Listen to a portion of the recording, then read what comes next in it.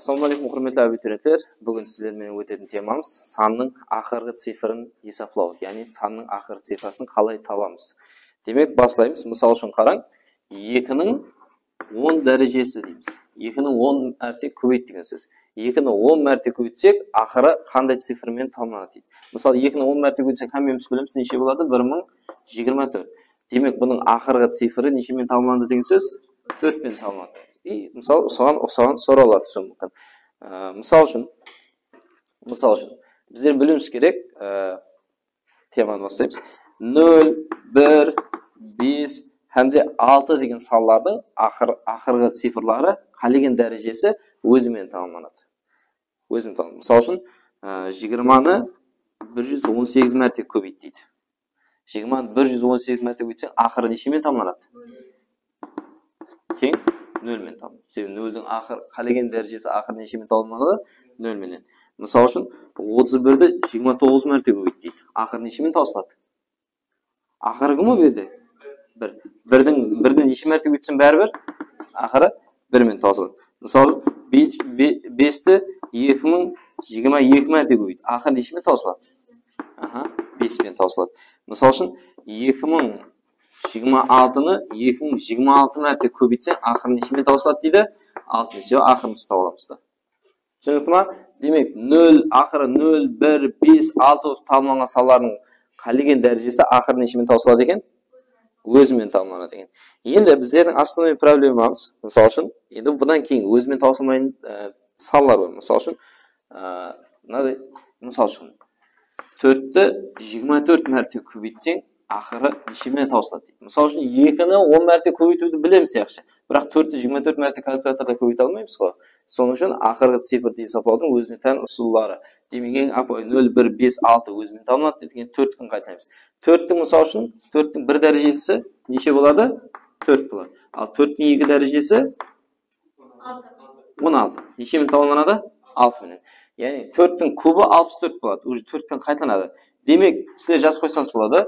4-тің қалеген тақ дәрежесі нешемен таусылады? 4-пен таусылады. Ал 4-тің қалеген жұп дәрежесі нешемен таусылады екен? 6-мен. Демек, 4-ті 24 мәрте өтсек, ізі нешемен таусылады деген сөз? Қандай дәреже? Жұп дәреже болса нешемен таусылады? 6. Мысал үшін 2024 дейді. 2024-тің 2023 мәрте көбейтсек, ақыры нешемен таусылады? 4-пен. Не үшін? Себебі тақ дәрежесі. 23 деген тақ. 4-тің тақ дәрежесі нешемен таусылады екен? 4-пен таусылады. Түсінікті ғой, ә? Так, кейінгісі 9 бар. 9-ның мысал үшін сол мысал жазайын, 24-ші дәрежесі. 9-ның 24-ші дәрежесі 9-ды 24 мәрте өтсең, із нешемен таусылады дейді. Мысал үшін 9-ның бірі 9 болады, дұрыс па? 9-ның квадраты 81. Нешемен таусылады? 1-менен. Ал 9-ның кубы уже қайттан неше болады? 729 болып 9-мен қайталанады. Демек, сіздер және жазып қойсаңыз болады, 9-ның қалеген тақ дәрежесі нешемен таусылады екен? 9-мен. 9-ның қалеген жұп дәрежесі нешеменен? 1-менен. Демек, 9-ның 24 мәрте өтсең нешемен таусылады екен? 1-менен. Түсінікті ма? Ақырғы цифры. Мысал үшін 2029-ның 2024-ші дәрежесі. 2022-ші дәрежесі тағы. 2029-ды 2022 мәрте өтсек, ақыры нешемен таусылады десе, сол 9-ды ұстаймыз. 9-ның 2022-ші дәрежесі 2022 мәрте өтсең, нешемен тамамланады деген сөзбен бара-бар бә. Демек, дәрежесі жұп дәреже немен таусылады дедік, ақыры 1-менен. Түсінікті ма? Түсінікті болса жазып аламыз. Давам етеміз. Демек, кейінгісі, мысал жаңа көрдік. 0-дің, 1-дің, 5-дің, 6-ның қалеген дәрежесі өзімен таусылады. Ал 4 пен 9-ды 2 мәртеге қайталағанын көрдік. Жұп дәрежесі мынадай болады, тақ дәрежесі мынадай болады. Ал 2-ның, 3-дің, 7-дің, 8-дің дәрежелері бұл қағидаларға бойсынбайды. Бұлар алақыда қағидалармен өтіп шығамыз. Мысал үшін қараймыз. Мысал үшін 2-ның бағанағы 1-ның мысал үшін неше дәрежесі дейік? 25-ші дәрежесі дейік. 2-ні 25 мәрте көбейтсең, ақыры нешемен тамамланады дейді. Демек, бұны білу үшін бірінші бізде формула жазып аламыз. 2-ның 1 дәрежесі нешемен таусылады? 2-мен. 2-ның 2 дәрежесі 4-мен. 2-ның 3-і 8 болады, 2-ның 4-і 16 болады, 2-ның 5-і 32 болып қайталанып кетеді уже. Демек, өзі бұл санлар негізінен төртеуден қайталанады. Мына формула қылып тұрса да болады. Төртеуден қайталанады да. 2-ні ам, 3-ні ам, 7-ні ам, 8-ні ам қалеген дәреже төртеуден қайталанады. Төртеуден повтор болады деген. Демек төртеуден қайталанса, біздер мына дәрежені 4-ке бөлеміз деген сөз. 25-ті біздер 4-ке бөлсек, қалдығын табуымыз керек. 6-дан береміз, 24, қалдығы не болады екен? 1 болады. Демек 2-ның сыртына 4 дейміз, 4-еуден қайталанған үшін. Яғни бұл жерге жазылған сан негізі 6 болып жазылу шарт емес, ол рөл ойнамайды ешқандай. Көбейту біздер главныйына қалдық жазуымыз керек. 2-ның неше қалдығы қалып тұрыпты? 1. 2 болған үшін 2-ның 1 дәрежесі деп айтылады. Қалдық төбе өтсек. Тең 2-ні 4 мәрте өтсек, 4-еуден қайталанған дәрежесі неше болады? 6 болады. 6-дан қайталанады. Ал 2-ның 1-і неше болады? 2. Бұны көбейтсек, ақыры пәленше 2 болады. Түсінікті ма? Біздерде тек қана ақырғы цифр сұралады. Мысалы үшін түсінбей алсақ неге жазамыз? 4542-ның 287 дәрежесі дейді. Мұнаны 287 мәрте өтсек, ақыр нешемен таусылады десе, ол қорқа бермей, тек ақыр ұстап алды. 2-ның 287 дәрежесі. 2-ның өзі нешеден қайталанады дедік, міне 4-еуден қайталанады. 4-еуден қайталанды ма, демек біздер дәрежесін 287-ні 4-ке бөліп қалдығын есептеуіміз керек. 4-ке бөліп ақырғы 2-ні ұстасақ болады. 2-ден бөлеміз 8, 7-ні бөлеміз. 2-ден 1, қалдығы 3. Қалдық 3 болса, демек тең 2-ның сыртына неше дейміз дедік? 4, не шарт емес, көбейту 2-ның 3-і. Тең 2-ның 4-ші дәрежесі біздерде 6-мен қайталанады. Көбейту 2-ның кубы 8. Демек бұны есептесақ, 6-ға 8-ді өтсек, бізде 8 болады. Түсінікті ма? Яқ.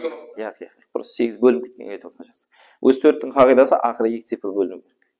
Ақыры 2 цифрді бөліп көрсең. Яқ, енді сол айтып отырмын 8 бөлім кетеді. 8 емес, 7 болғанда не болады? Өзгеріп кетеді ол кезде. Демек давам етеміз. Біздер мысалы үшін 2-ні емес, нешені көрейік? 3, 7, 8 қайсысын көрейік? 3-ті ақ көрейік та. 3-тің 100-ші дәрежесі ақыр нешемен таусылады дейді, мысалы үшін. Оның үшін 3-тің формуласын жазып аламыз. 3-тің 1-і 3, 3-тің 2-сі 9, 3-тің 3-і 3 мәрте өтсең 27, 3-ті 4 мәрте өтсең 81, 3-ті 5 мәрте өтсең 243 не қалады? 3-пен қайталанып кетеді. Бұлам өз 4-еуден дедік шағын. 4-еуден қайталанса 100-ді не аламыз? 4-ке бөлеміз қайталанған үшін. Нешеден болады? Оны 25 болып 100 болып не қалады? Қалдығы жоқ. Қалдық жоқ болса, қалдық шықпай қалса мынадай болады. 3-тің сыртына 4-еуден қайталанған үшін 4 дейміз. Көбейту қалдық жаза дедік қой. Қалдық жоқ болса, ізінде көбейту деген болады. Көбейту бар 3-тің 0-і 1 болады. Соның үшін 3-тің 4-і өзі жазылып қояды, тек қана неше болады? 1. 3-ті 100 мәрте өтсең, демек ақыры 1 болып таусылады деген сөз. Түсінікті ма? Мысалы үшін 347 3 десе де, мысалы үшін ақыры неше дейік? 1001 дейік. 3473-тің 1001-ші дәрежесін есептейтін болса, бірінші 3-тің 1001-ші дәрежесі табу деген сөз да. Демек тұрыз. 3 нешеден қайталанады? Өз 4-тен қайталанады. 1001-ді біздер 4-ке бөлеміз. Айырсаң. 8, неше? 25, 20, қалдығы 1 қалады да құласы. Демек қалдық 1 қалса, 3-тің сыртына 4 дейміз. Көбейту қалдығы 3-тің 1-ші дәрежесі тұрсын. Не жазу шарт емес, неде итог 25 жазылады да, ол 25 мәрте қайталанады деген сөз. 3-тің 4-і нешемен таусыланады? 1-мен таусыланады. 3-тің 1-і 3. Көбейтсем 3. Демек 3. Мына санды мынадай мәрте көбейт ақырын есептесаң, ақыр цифрасы 3 бөлім тамамланады деген сөз. Демек бұл жерде 3, 2, 3, 7, 8-де сөйтіп давам ете береді деген сөз. Бұларға әзіміз есептеуімізді көрсек болады мысалдарды. Демек жазып аламыз. Демек давам етеміз. Бүгінгі сіздермен өтетін темамызда ақыр цифрда қолдарымызда 23 есап берілген. Сол 23 есаптың ішінен есапларын көріп шығамыз. Демек бірінші есап. 19-ның 123-ші дәрежесі алынған 27, көбейту 26, көбейту 23, көбейту 22-ның есаплаған кезде ақыры қандай цифрмен тамамланады? Бұл итогын полный несін сұратқан жоқ. Просто ақыры қандай цифрмен тамамланады сұрап. Бізде ақырын есапласақ бұл жетерлі. Демек біздер жаңа үйрендік. 9-ды тақ дәрежесі, қалеген тақ дәрежесі нешемен таусылады дедік? Мысалы үшін 9-ның қалеген тақ дәрежесі. 9-ның 1 дәрежесі сақ деп ойла. 9-ның 1 дәрежесі неше? 9 емес пе? 9-ның қалеген тақ дәрежесі 9-мен табылмаған. Ал енді мына көбейменің ақырын есептейтін болсақ, бұл жерде ақыр цифрларды көбейтсек жеткілікті.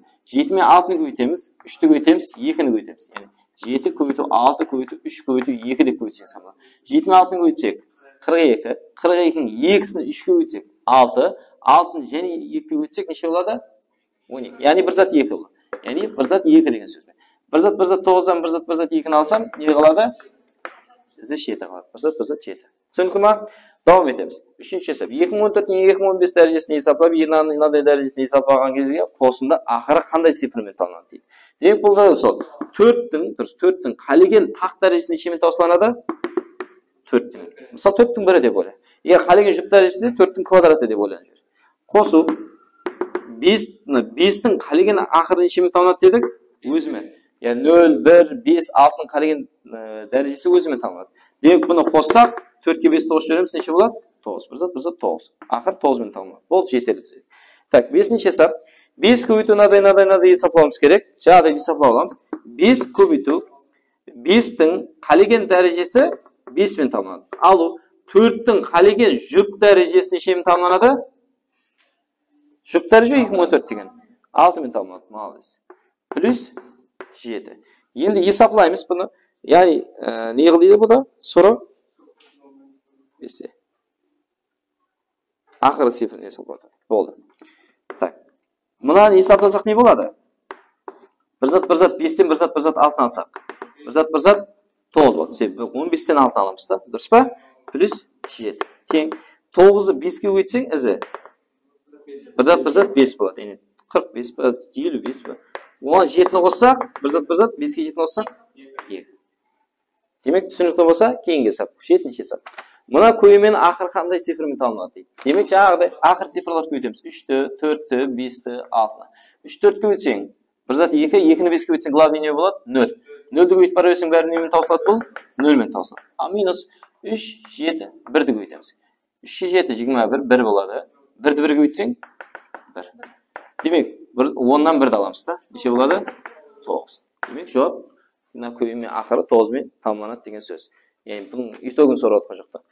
Кейінгісі 9-ші есап 2012-ші дәреже көтерген кезде ақыр немен тауысылады дейді. Демек ақыр цифрасын сұрап отыр. Бұл жерде кім тұстаймыз? 2-ның 2012 дәрежесі. 2-ның дәрежесі бағаны нешеден қайталады дедік? Яғни соны ерекатте жазып қойық. 2-ның 1-і 2, 2-ның 2-сі 4, 2-ның 3-і 8, 2-ның 4-і 6. Демек 4-ден қайталаған үшін дәрежені ұстап не қылады? 4-ке бөлеміз. Қалдығын есаплау үшін. 4-ке бөлген ақыры 2 цифраны бөліп жіберсең жеткілікті. Қалдығы жоқ. Дұрыс па? Демек, қалдығы жоқ болса 2-ның сыртына 4 дейміз. Көбейту болмайды. Қалдығы жоқ. 2-ның қалеген 4 дәрежесі бір зат қалдыр. Нелі бір зат бар да? Одан итог шарт емес. Түсінікті ма? Демек, 2012 мәрте өтсең ақыры 6-мен тамамланады деген сөз. Кейінгі есабымыз 12-ші есап, жеті жақсы есапларының 5 қаналы санның, мысал үшін қара, 5 қаналы санын жазайын. А, Б, С, Д, Е. 5 қаналы сан. 5 қаналы санның бірінші мене ақырғы цифрасы, екінші менен 4-ші цифрасы өзара тең. Бірінші менен ақырғы цифрасы. Мынау екеу өзара тең. Кейін екінші менен 4-ші. Мына екеуі тең. Онда мынаны өшіріп тастап, Б қыламын. Тең дейді. Сол санның бірінші цифрадан екінші цифра бір бірлігі артық. Сол санда бірінші не дейді? Сол санның бірінші цифрадан екінші цифрасы бір бірлігі артық. Мынадан біріге көп. А болса, мынау не деген сөз? А плюс 1 болады деген сөзді. Онда мына С тұра береді. Бұның орнына не қояды екен қайттан? А плюс 1. Көбейту А тұра береді. Егер сол санның бірінші цифрасы екіншісі менен төртіншісі болса, біріншісі менен алмастырып жазылса, ол сан нешеге артады. Демек, осы жерде сан ойлап алайық. Қараң. Мысалы, аға мен неше деген сан ойлайды? 5 деген тап қойынды. 5 десем, мына қапталам не болады? 5 болады. Мына екеу не болады? Бір бірлік артық деп жатыр. Онда 6 болады деген сөз да. Ортасы қалеген сан жазып. Нешені алайық? Мына С-ға любой сан қойсаңыз болады. 4-ті қояйық. Енді сөйді сол санның егер сол санның бірінші цифрасы екіншісі менен алмастырсақ, мынау менен мынаның орны не қыл дейді? Алмастырсақ. Неше болады сонда? 65. Бірінші мен екіншісінің төртіншісі мен болса, бесіншісін алмастырып жаз. Бұлам? То есть 56. Мына 4 тұра береді. Сол кезде мына сан қаншаға артып кетеді? Оны бөлу үшін 65, 4, 56'dan qancha artadi desa, razница so'raladi. Mana alamiz. Dars etsin. 56, 40, 65. Sondan necha chiqadi? 7991 chiqadimi? Tak. 65, 40, 56'dan ala qo'yaq o'zimiz. 56, 40, 65 dan olib tashlaymiz. 1, 9. 9 bo'ladimi? Tak, 4 bo'lib qoladi. 14 dan 6 olsak 8 ba? 8991 chiqadi ekan. Demak, tushunibmi? Tek san qo'yib silsangiz bu yerda qulayli bo'ladi. Qolgan san qo'ysam ham 8991 razница chiqadi. Demak, yozib olamiz tushunib bo'lsa. Demak, davom etamiz. Keyingi hisobimiz 14-hisob. Ya'ni mana ayirmaning oxiri nechimen topiladi deydi, sifri, oxirisi. Biz bilamiz 9ning жаңа жаздық-ku, 9ning qolgan oxiri taq darajasi nechimen topiladi? 9, 9ning biri misol. Al 7ning 20 darajasi nechimen topiladi topish uchun bizlar 7ni hisoblaymiz. 7ning biri nechimen topiladi? 7, 7ning ikkisi 49, 7ning 3i 63, 7ning 4i, aytdi 7ning 3i bir zat 3 bo'ladi. 7ning 4i 3 ga o'tsa 21. 4'den qaytlanadi 7 ham. 7 ham 4'den qaytlandimi, demak ne qilamiz? 20ni 4 ga bo'lamiz. O'sha buda qoldiq ne qilmaydi? Bo'lmaydi. Demak, 7ning 20si deganimiz 7ning sirtida 4 ko'paytirish yo'q, ne 5 da. 7ning 4 nechimen topiladi? 1000 topiladi deymiz. Demak, ne edi? 1000 topiladi. 9dan 1 olsak 8. Tushunibdimi? Bir zat 8 durus. Keyingi hisobimiz 18-hisob.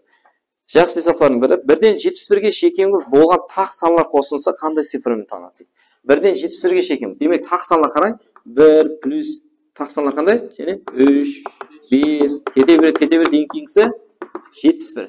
Solarni qo'shganingizda oxiri qanday sonmen tanlanadi desa, bu yerda qanday progressiyani qo'llanamiz? Arifmetik progressiya. Bu qo'shimlarni hisoblab uchun, ya'ni arifmetik progressiya deymiz, 2 ga qo'yib boradi. Durus. Birinchi son bilan oxirgi sonni qo'shamiz.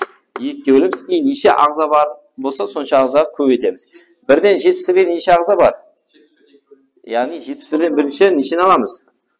71dan noldan olmaymiz, -1 dan olamiz. 2 dan razница bo'ladi. Сөйтіп соны 2 bo'lamiz. 2 dan ko'payib boradi. 72 2 bo'lsak 36. Endi biz sanab chiqsangiz bo'ladi 1 3 5 7 9 11 13 deb. Demak, hisoblaymiz. 72 bo'ladi. 72ni 2 bo'lsak 36 ko'paytib 36. 36 ni ko'paytib xullosi esa 6000 tanlanadi. 1dan 71ga shekilni taq sonlar qo'shilsa, demak, esa 6000 tanlanadi. Tushunmasangiz, buni progressiya o'tilmaganlar tushunmayi mumkin. Progressiyani o'tgandan keyin bu hisoblar unday qiyin bo'lmaydi. Bu buncha muammo emas. Demak, 20-hisobimiz 819ning 12 darajasining kubi qanday bilan tanlanadi deydi. Birinchi bizdan 12ning kubini bilib olishimiz kerak. 12, ya'ni 9ning 9 bizga qulaylik tug'dirib turibdi. 9ning taq darajasi 9000 toplanadi, juft darajasi bo'lsa 1000 toplanadi, durustmi? Endi bu yerda 12ni 3 marta o'tsang taq bo'ladimi, juft bo'ladimi, son bilimiz kerak. 2ni 3 marta o'tsang ne bo'ladi? Endi 9 yo'q. 2ni 3 marta o'tsang ne bo'ladi? 8 maymi?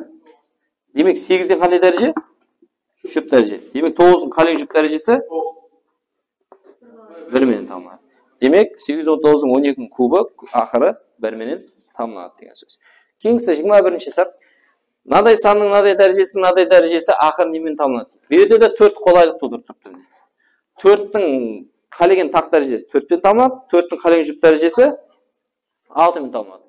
Endi bunov juftda son bo'ladimi, taq son bo'ladimi 10 bilish uchun 3ning birinchi, 3ning naday darajasini yig'ib olishimiz kerak, hisoblab olishimiz kerak. Ya'ni 3ning oxirini oldik-da, 8142 darajasida. 3ning o'zi necha qanday? 3ning biri 3, 3ning ikkisi 9, 3ning 3i 81, 3ning 4i aytdi 27, 81. 4dan qaynadi 3. Сөйтіп 4dan qaytlangan uchun 81 42 4ga bo'lamiz. Oxiriga 2 ni olamiz. 42 ga bo'ladigan bo'lsa, asl qoldig'i 2 bo'ladi. Demak, 3ning sirtidan 4 ko'paytib qoldig'i 3ning 2. 3ning 4 nechimen? 1000, 3ning kvadrati 9 bilan. Demak, nechimen? 9. Demak, 4 edi. 4ning oxir necha bo'ldi darajasi? 9. Mana hisoblangizda oxir son 9 bo'ldi. Demak, 9 degan ol taq daraja, 4ning qolgan taq darajasi nechimen tamomlanadi? 4ning o'zini. Tushundingmi? Birinchi bundan yuqoridan hisoblab, mana 2ni hisoblab. 3ning naday darajasini bilib olishimiz kerak-da. 10 derecesini bölü үшін міне мына деп есапладық. Түсінікті ғой? Devam etemiz. Ақырғы hesabımız 4 көйтіп 36-ның 69 дәрежесі алу 9 ақыр немен табылады. Демек, бұл жерде ең қолайлы туылып тұрған міне 6 бар. 6-ның қалеген дәрежесі нешемен табылады? 6-мен. Алу 9. 6-ны 4 көйтсек, 1/4 ме ма? Яғни алу 9. 14-тен 9 алып жібереміз. Неше? 5. Демек, мына 4 көйтіп 36, 69 алу 9-ның ақырғы цифрасы 9 менен tamamlanады екен. То есть 5 менен tamamlanады екен. Түсінікті ма? Түсінікті болса, бүгінгі темамыз осы жерде жұмақланады. Кейінгі сабақтарда көріскенше.